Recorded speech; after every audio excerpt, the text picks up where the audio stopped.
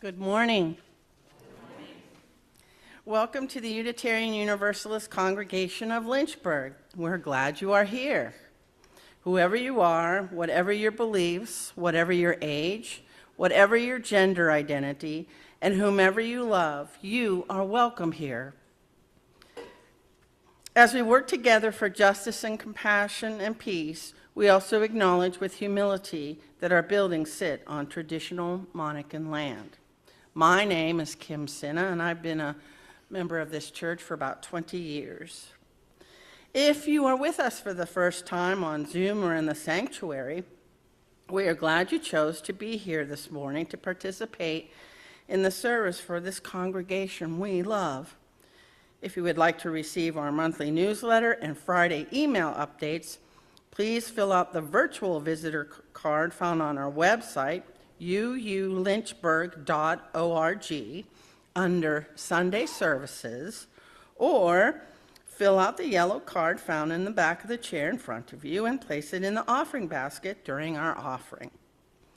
I do have a few announcements. This morning, we offer a special welcome to Donna Vincent, Executive Director of Greater Lynchburg Habitat for Humanity, which is our Generosity Sunday recipient today.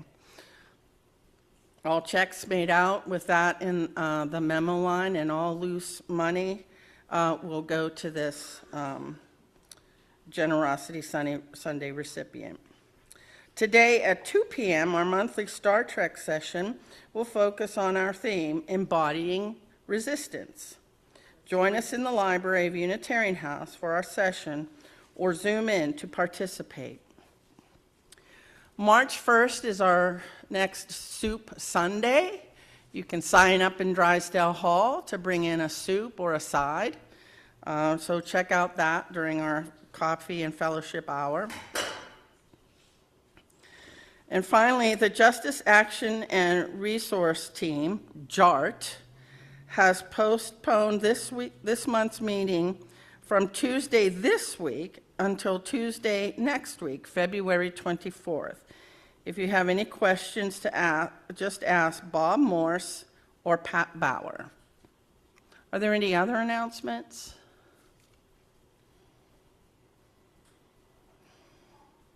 I think that's you next. Now I invite us to release our worries about the world and our own lives as we enter into the service by taking some slow, calming breaths.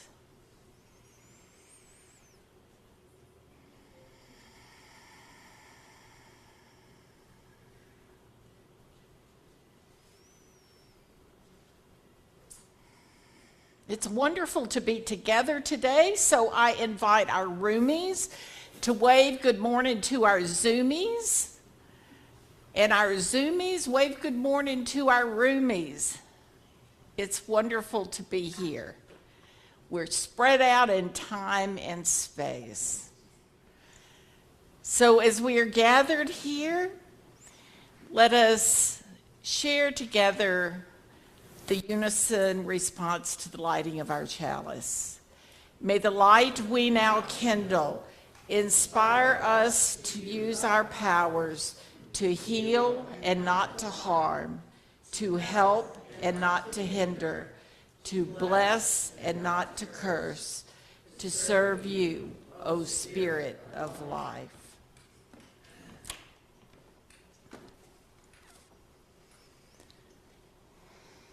Our reading this morning our opening words this morning are from Reverend Michelle Collins. Come to this time of worship, worn, weary, or wide awake. In this gathering, we acknowledge the pressure of living, the tender ache of persisting through uncertainty, the courage of continuing when clarity is distant. Yet, here we are, still breathing, still reaching, still becoming. Today, let us embody resilience together, not as armor, but as the soft, stubborn practice of returning to ourselves, to one another, to the work of love. Thank you. Let us rise and embody your spirit as we share together our opening hymn, number 6, Just as Long as I Have Breath.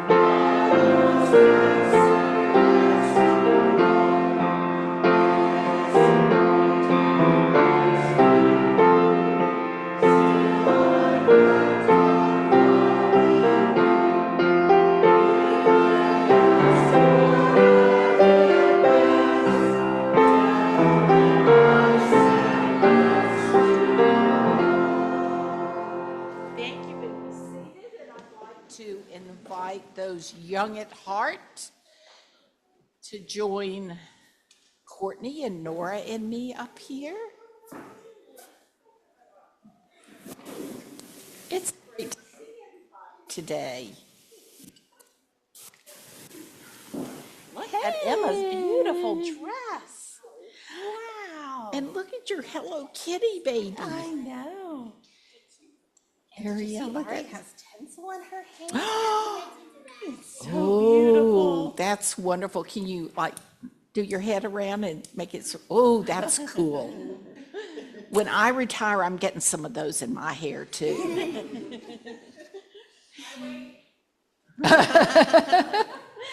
So this is a month when we're all talking about resilience. That's sort of a big word, isn't it? Does anybody know what resilience means? Do you? What? Standing up to something you think is wrong? Yes. And it also may be learning about the times when we might be wrong and need to change our minds. So it's learning to adapt or change when life changes. One of my favorite things is a butterfly. And I'm always fascinated because what does a butterfly start out as? A caterpillar, yeah. And you know what happens in between the caterpillar and the butterfly? Metamorphosis, but it turns into like this goo. Yeah, inside there, and it really changes who it is. So that's being resilient. Yes. So we have a story this morning about a stream and the journey that the stream's going to go on. So the stream got far off its course from going through the mountains, and it was passing through every kind of countryside until at last it reached the desert. The desert? Yes. And just as it had crossed across every other barrier, the stream decided, I'm going to cross this one. But the stream found that as fast as it would run into the sand, its waters just disappeared. It was convinced, however, that it was its destiny to go across the desert. But there was no way. And suddenly, a hidden voice coming from the desert itself whispered, "The wind crosses the desert, and so can the stream." And the stream says, no, you don't understand. I've been trying. I keep trying. I keep running up against the sand, and it just absorbs me. I get sucked in. The wind, it can fly. That's why it can go across the desert. It's not getting sucked into the sand. But I just get absorbed every time I try. The stream, by hurdling yourself in your usual way, by just flowing into it, you can't get across. You will either disappear or maybe become a marsh. You must allow the wind to carry you over to your destination. How could that happen? By allowing yourself to be absorbed by the wind. No, I'm not going to do that. I've never been absorbed by something before. I don't want to become part of the wind. I want to be me, just a stream of water. And if I give in and I get absorbed by the wind, I don't think I'll ever be a stream again. The wind, said the sand, performs this function. It can do that. It takes up the water, carries it over the desert, and then lets it fall again. Falling as rain, the water again becomes a river.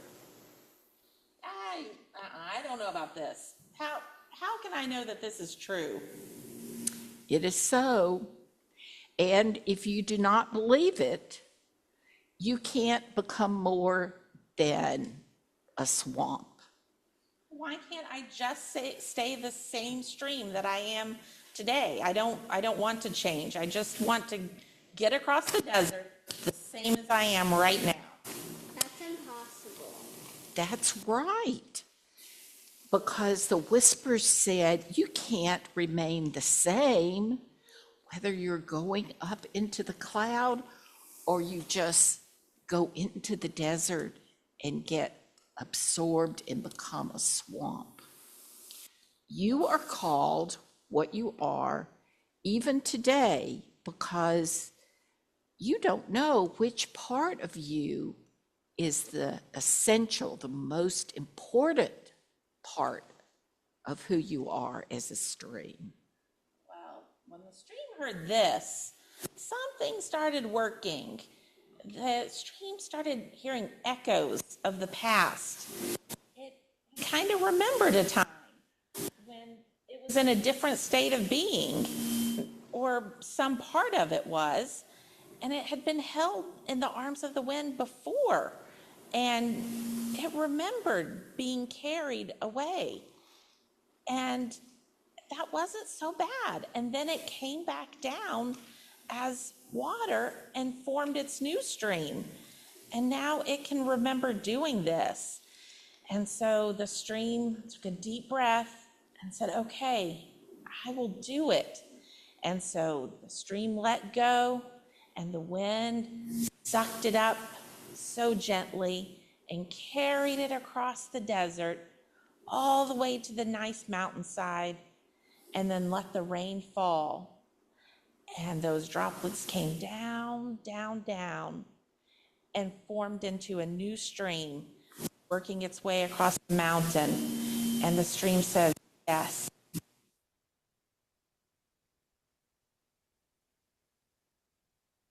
Remember my true identity. So part of what we're all learning, whether you're this age or that age, is there times in our life when new things happen, and it's up to us to adjust and change and become a better us than we've been before. So I'd like for y'all to remember that as you go to your classes. And what are they doing today? We are going to be learning all about different ways of practicing resilience upstairs. And so we'll talk about what we do when things are hard and we want to give up, because maybe the only option is to change like the stream had to. But how can we decide it's okay, we're going to keep going and work through this hard thing? And we might be a little different on the other side, but that's okay. We're still going to be who we really are. So we're going to be looking at some ways of thinking about that. Does that sound good? All right. Let's head out.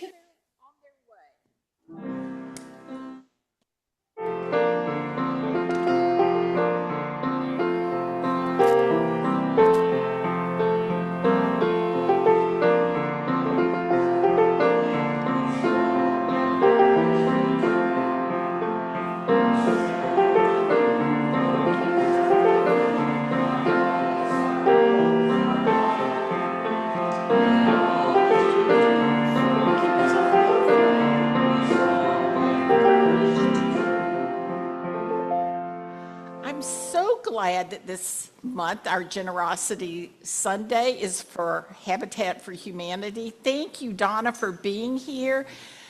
A bunch of us clergy were together last Thursday, and we were talking about how exciting it is that we're all going to work together on an interfaith bill this year. So, welcome. Good morning. It's a pleasure to be with you again. I don't know how many times I've been here, but every time I come here, the message seems very appropriate for today, and certainly it was today. Barb LaFleur invited me to be here today, and she said I had about 25 minutes, so we'll get started now. I'm going to hold it very briefly. Hello to Calvin. Calvin serves on the Habitat crew, midweek crew, and shows up on Saturdays. Thank you, Calvin. So much work that he gives us. And I know many of you have volunteered at Habitat in the past, and some of you shop in our Restore. If you don't know what I'm talking about, ask Calvin, okay? Habitat Restore sells donated goods, and all of the funds that we, the profits from that operation help us build homes, about 2 a year. So we, right now we're building our 322nd home. I invite you to its dedication, which is on Friday. We usually do them on Saturday, but on Friday, February 27th at 10 a.m., you will see what Habitat is all about. Tony Johnson is buying a home. He has, well, there's some things I can't share about Tony with you, but Tony is looking forward to living in this neighborhood, and it's Knott Street, K-N-O-T-T. It's over in the little neighborhood behind Chestnut Hill, Chestnut United Methodist Church. So I invite you to that. It's about 25 minutes in It's a very brief ceremony, and then you can tour the home. So what we're doing now with any faith body in Lynchburg who chooses to participate is an interfaith build. It will be our 324th house because we have number 323 is underway. And so that's a lot of houses for Lynchburg. And for an affiliate of Habitat International of our size, we are a pace-setting organization. We put the world on fire back in the late 80s and 90s. So I invite you to consider participating in the build. This body has committed to a certain amount of money to participate, but it's not just money. We would love for you to come and volunteer. I have a hammer with your name on it. I don't care what your name is, we have a hammer for you. If you are a plumber or an electrician or an HVAC technician or a licensed person, we would really love to have you on this build because we're going to try to do this project for about $75,000. Can you believe we can do that when we have donated goods and services? A house for $75,000. So I'm thrilled that you're participating. I thank you so much. We hope to get started in May. We've had, as you noticed, we've had some weather. And so it has put us behind. In fact, Tony's dedication was supposed to be yesterday. So we're behind the 8 ball right now, and we have to build a sewer line where this new home, the faith-built home, is going to be. So that's going to take a little time, but we'll get it done. But we hope it'll be the end of May, and we will have a big weekend. We'll just do a lot of framing that day, so if you like to pound hammers and nails, that'll be your day. Is my 25 minutes up, Barb? I just thank you so much for your commitment to the project, and I hope to see you there. We are thrilled that you're involved. And thank you for letting me come today and tell you about it. Thank you so much, Donna. Gee, I was hoping that I could throw my sermon out. Oh, each week we take an offering of our gifts for the work of our community in these walls and also in the larger community as we support Habitat for Humanity and other organizations.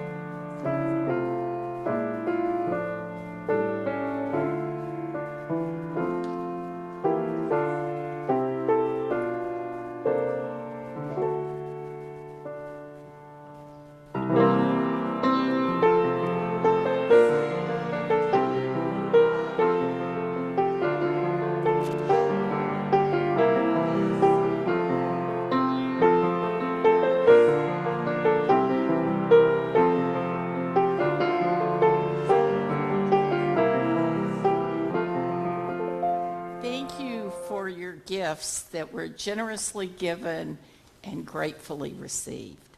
Okay, let's come over here. Okay, that's great. Thank you so much for helping.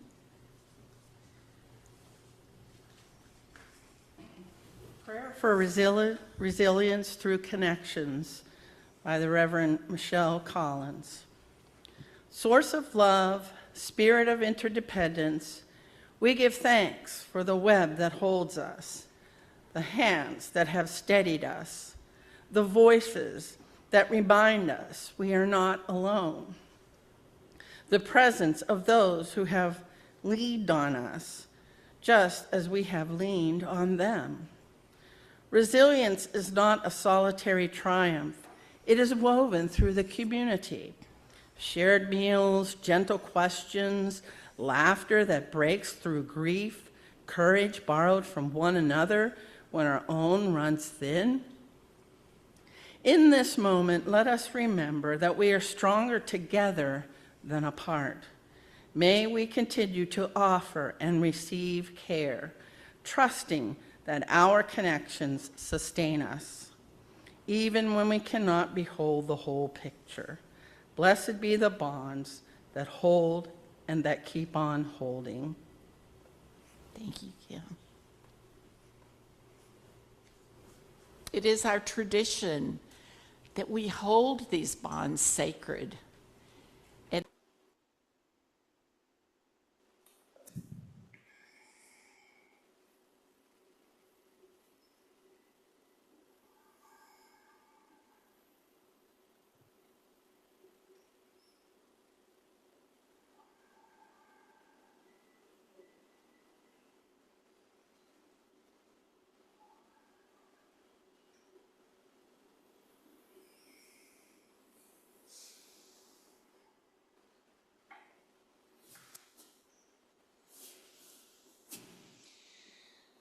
Spirit of life and love, we hold up today the realities and complexities, not only of our personal lives, but of the life we live in the midst of community.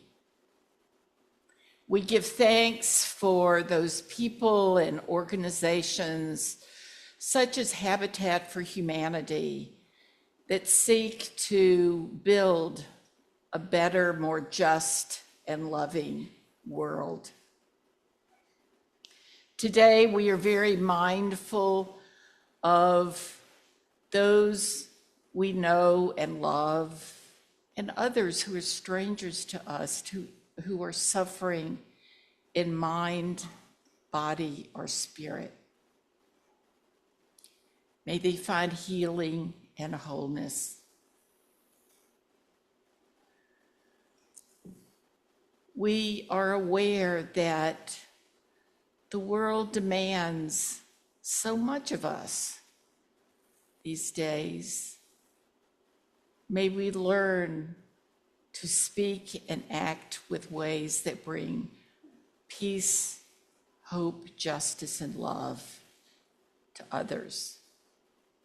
And may we find that peace and love, especially for our own lives. May we learn to flow as a river, to move around obstacles, to be resilient, so that our life will be full of possibility and hope. This we ask in the name of all that is holy. Amen.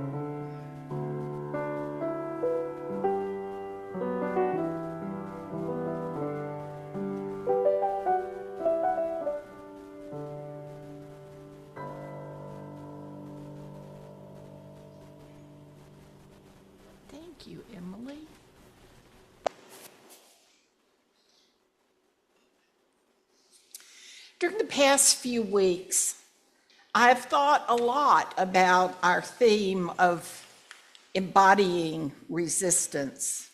Resilience? Well, that shows you how much I've been resisting.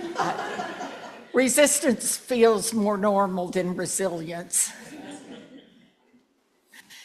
And it feels like needing to be resilient has popped up in my own life more in the past few weeks than I've been accustomed to.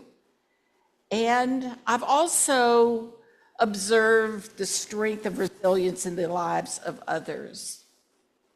Resilience enables us to adapt to change. Our Sufi story this morning is a helpful metaphor to consider how change is a key part of resilience. In a profound sense, life is about adapting to change. The author Octavia Butler defined God in this way: all that you touch, you change. All that you change changes you. The only lasting truth is change. God is change. This understanding of life and the universe holds a great deal of truth. The universe is always evolving, changing. So to live fully in this world, we must engage with change and become resilient. Susan Harthington reflects on this. She says, observing water teaches me that resilience isn't trying to hold on to all you've been and somehow get through. It's the flow of water that responds to its environment and even changes its form, yet never changes its fundamental nature. During my meditation on our subject of embodying resilience, I began to wonder if survival is actually different than what Darwin talked about. Survival is not so much a trait of the fittest, but it's a trait of those beings who are the most resilient. If our fundamental nature is connected to our evolution, then we are all called to adapt. Darn it. I often resist that change is part of my reality. I want things to be normal, dependable, and I'm humbled by what resilience looks like depending on who we are, how we grew up, what our ethnicity is. As a first world, middle class, white woman, I've been thinking all these years that I understood resilience, but my need for resilience pales in comparison with the individuals, groups, and peoples whose survival depends on resilience. I grew up understanding that the trees that are the most fragile are those that can't bend in a storm. When strong winds come, they break. It's the trees that can bend with the storm that are resilient. They're the ones that survive. A week ago, many of us received a testimony about survival and resilience in one of the most unlikely places, the Super Bowl halftime show. At various points, there were profound lessons about survival, cultural pride, hope, and America at her best. Resilience can bring out the beauty and strength in individuals and cultures. For me, the message was affirming that resilience can bring out the possibility of deeper understanding of unity in the midst of diversity. In addition to Bad Bunny's show, there was another moment at the Super Bowl which I found quite powerful. That was Coco Jones singing the Black national anthem, Lift Every Voice and Sing, and I really appreciate, Emily, you playing that as our prelude.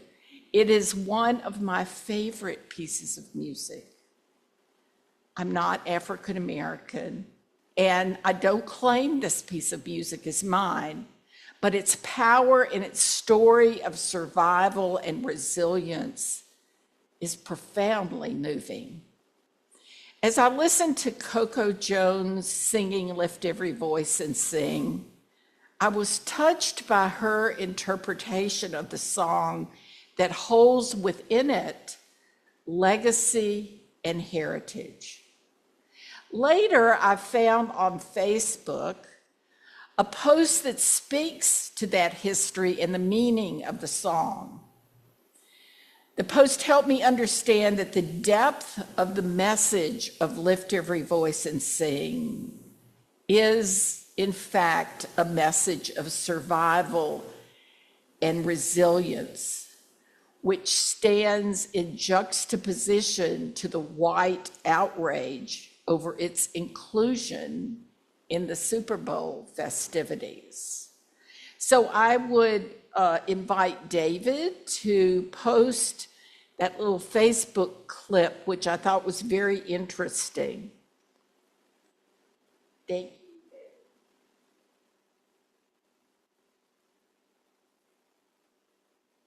This song is older than most of the outrage about it. That part seems to get skipped. Lift Every Voice and Sing was written in 1900 by James Weldon Johnson with music by his brother, J. Rosamond Johnson. It began as a poem written for Black school children in Jacksonville, Florida, to honor Abraham Lincoln's birthday. But it did not stay a poem. It became a shared language. Black communities carried this song through segregation, Jim Crow, church basements, school assemblies, and civil rights marches. It spoke to faith when the country failed us, hope when the law did not protect us, and resilience when dignity had to be self-assigned. That is why it is called the Black National Anthem, not to replace anything, not to compete.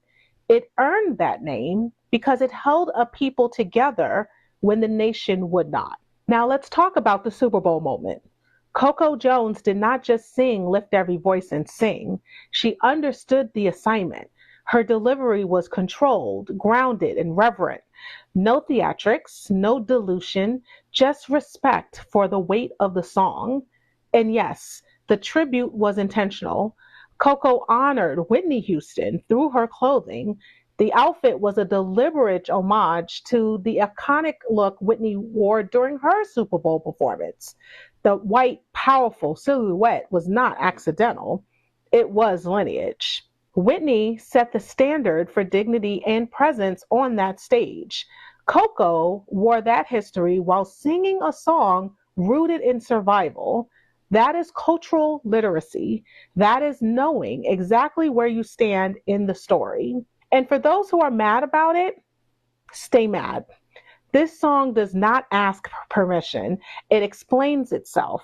If history makes you uncomfortable, the issue is not the anthem, the artist, or the outfit.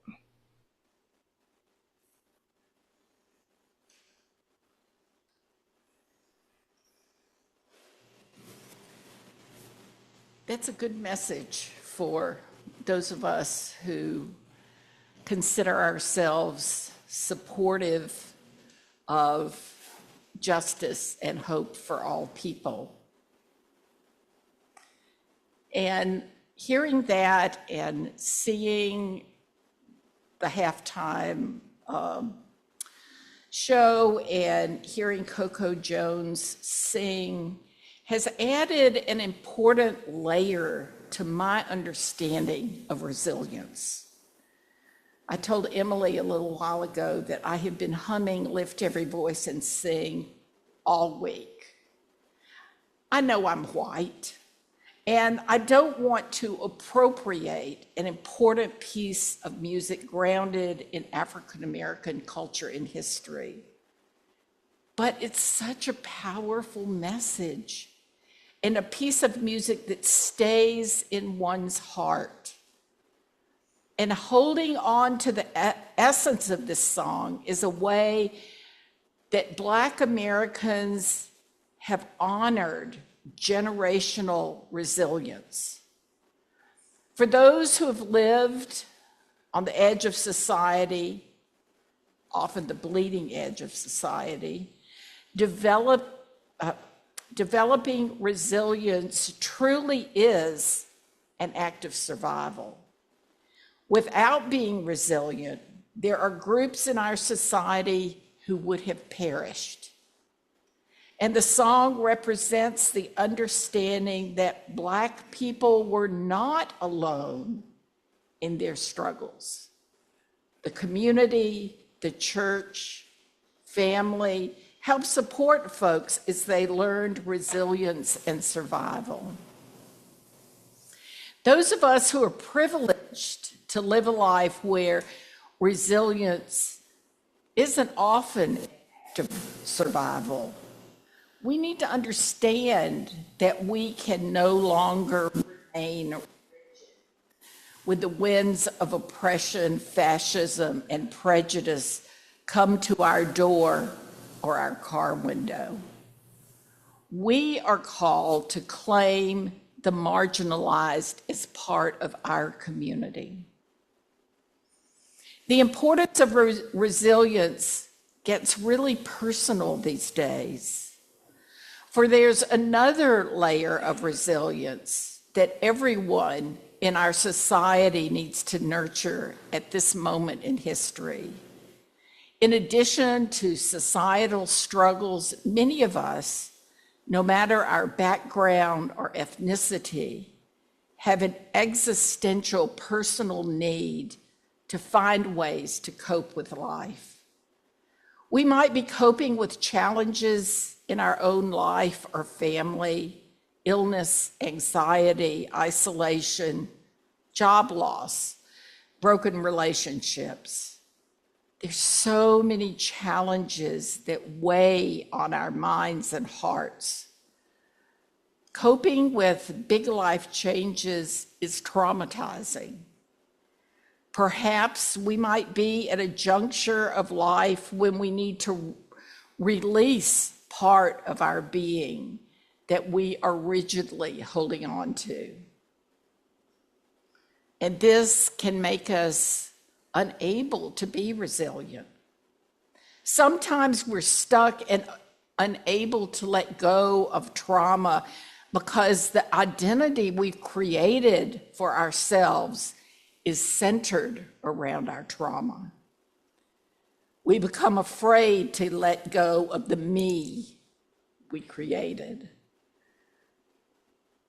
We want to grow, we want to be resilient, but how do I become a new me? Often we can't become a new, healthier me alone. We need those who see us for who we can become. That's one of the reasons that having a trusting space where we can share our joys and concerns, that's important for us to be able to become resilient. Sherry Heller speaks of the risk of growth. Post-traumatic growth is not a return to who you once were, like the little stream going into the desert.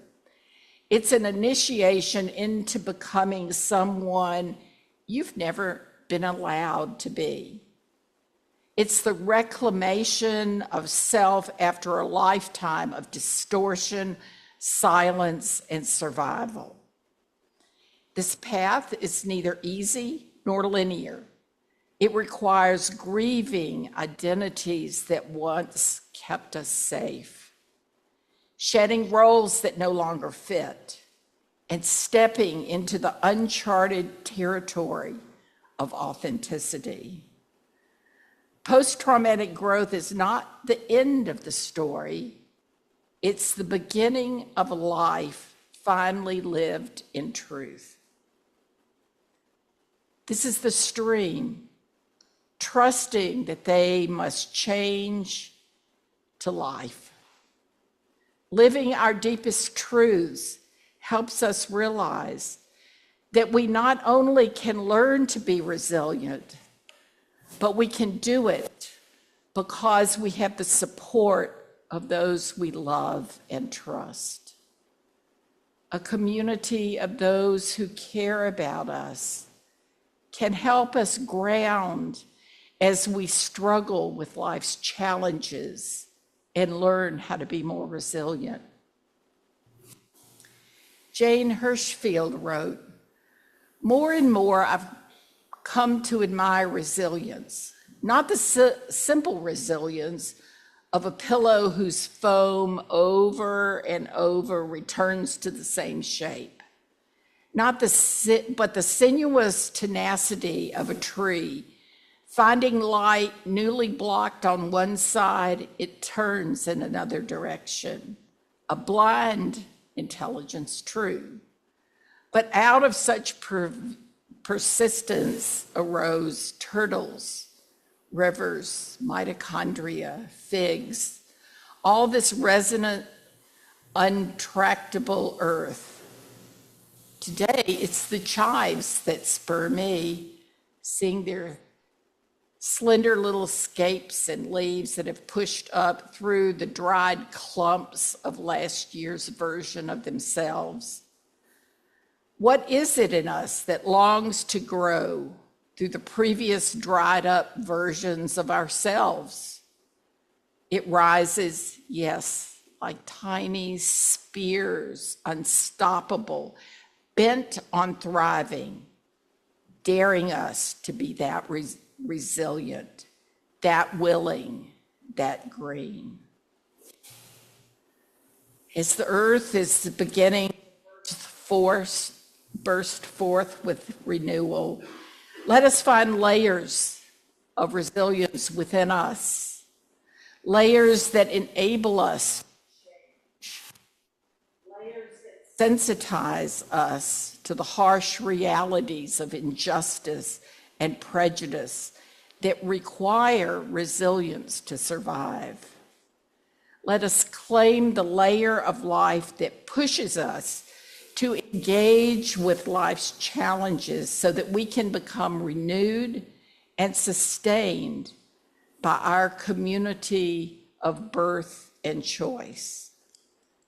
Remembering we are not alone, let us reflect again the words of the Reverend Michelle Collins. Resilience is not a solitary triumph. It's woven through community, shared meals, gentle questions, laughter that breaks through grief, courage borrowed from one another when our own runs thin. In this moment, let us remember that we are stronger together than apart. May we continue to offer and receive care, trusting that our connections sustain us even when we cannot behold the whole picture. Blessed be the bonds that hold and keep holding. Let us trust that our resilience emerges not only from our struggles, but also from those we trust to hold us through that struggle. I invite us now to rise in body or spirit to share hymn number 86.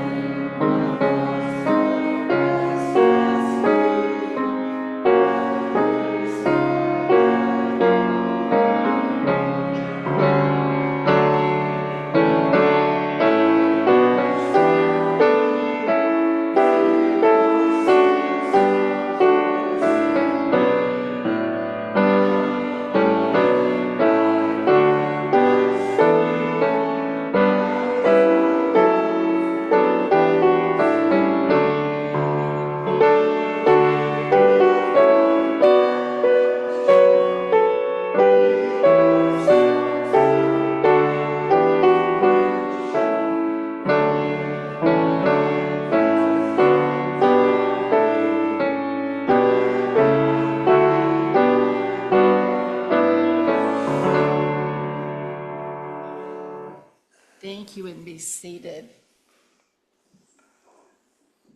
As our service draws to a close, we extinguish the flame of our chalice as we say these words together. We extinguish this flame, but not the light of truth, the warmth of community, or the fire of commitment. These we carry in our hearts until we are together again. Our benediction is offered from the Bishop Stephen Charleston. It's a prayer of protection. Come stand in the center of the circle. Come stand beneath the wing of the sacred. There's a heart who knows your name.